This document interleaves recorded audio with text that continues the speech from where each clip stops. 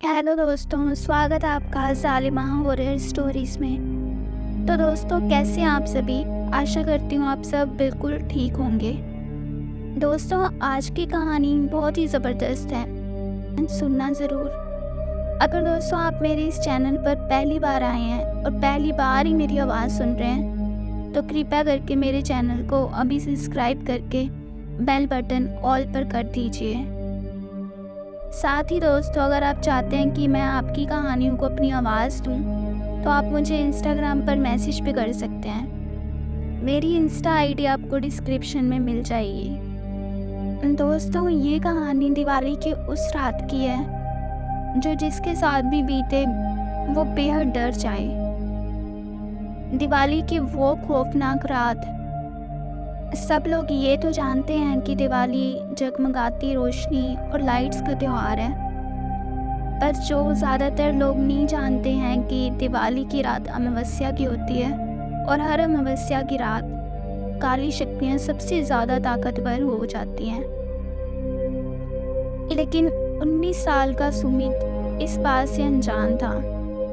वो अपने दोस्त विजय के साथ दिवाली की रात सड़क पर घूम रहा था। तभी विजय की नज़र मंदिर के पीछे एक सुनसान से घर के पीछे गई। वहाँ एक सुंदर लड़की लाल साड़ी पहने दिया जला रही थी। विजय सुमित को लेकर उस घर के पास चला गया। जैसे ही दोनों वहाँ पहुँचे, उन्होंने देखा कि घर दिए से सजा था। उन्हें बैल्कनी में खड़ी वो सुंदर लड़की नजर आई। उसने फिर वही मन लुभाने वाली मुस्कान देकर उन दोनों को अंदर बुलाने का इशारा दिया। घर अंदर से भी उतना ही खूबसूरत सजा हुआ था जितना कि बाहर से।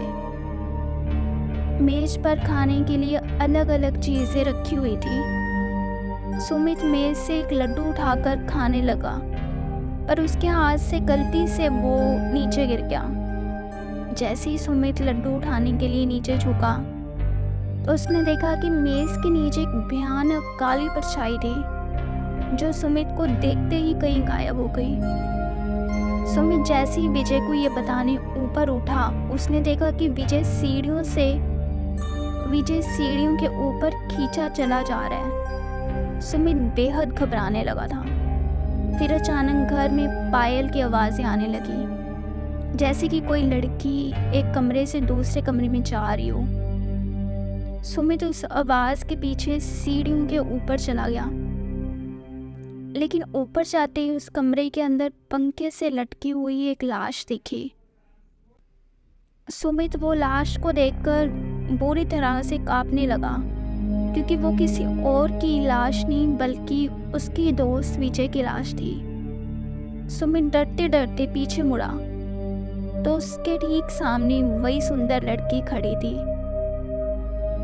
और उसे देखकर मुस्कुरा रही थी। पर इस बार सुमित को वो मुस्कान मन लुभाने वाली नहीं बल्कि बेहद डरावनी लग रही थी।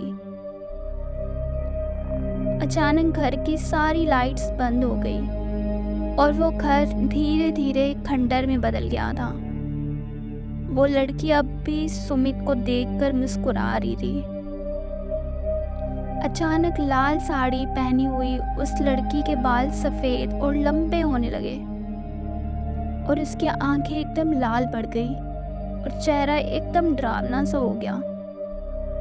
सुमित उसे देखकर एकदम सुन्न पड़ गया और वो लड़की हाथ में चाकू लिए सुमित की तरफ बढ़ रही थी। सुमित ने किसी तरह अपना होश संभाला और बिना कुछ सोचे सीधे घर से बाहर भागा, लेकिन वो लड़की अभी भी सुमित के पीछे आ रही थी। उस लड़की ने सुमित को मारने के लिए अपना हाथ उसकी तरफ बढ़ाया, लेकिन सुमित तब तक बाहर निकल गया था। उसने जल्दी से घर का दरवाज़ा बाहर से बंद कर दिया। वो लड़की उस दरवाजे के अंदर से बहुत ही तेज से ठोक रही थी, लेकिन अचानक ठोकने की आवाज़ बंद हो गई और फिर सुमित को उस लड़की की चीखने की आवाज़ सुनाई देने लगी, जैसे वो उस घर के अंदर कैद हो गई हो।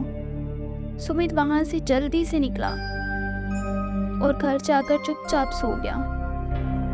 अगली सुबह जब सुमित उठा तो उसकी माँ ने बताया कि उसका दोस्त विजय कल से लापता है। तब सुमित ने पूरा किस्सा सुनाया अपनी माँ को। माँ ने उससे कहा कि कई साल पहले दिवाली की रात एक लड़की ने उस घर में आत्महत्या की थी। तब से उसकी आत्मा उसी घर में भटकती रहती है। किसी को भी कभी पता नहीं चल पाया कि उसने आत्महत्या क्यों की थी, और इस घर में कोई भी नहीं चाहता। ये बात सुनकर सुमित पूरी तरह से हिल गया और वो ये यकीन करना चाहता था कि जो भी उसके साथ हुआ वो बुरा सपना था। पर उस रात के बाद उसका दोस्त विजय कभी वापस नहीं आया, और सुमित को आज भी दिवाली की वो खौफनाक रात और उस लड़की की भयानक चीखें सोने नहीं देती। आशा करती हूँ दोस्तों आपको ये कहानी बेहद पसंद आई होगी। अगर पसंद आई है तो प्लीज़ लाइक, सब्सक्राइब और कमेंट करना ना भूलना। Thank you.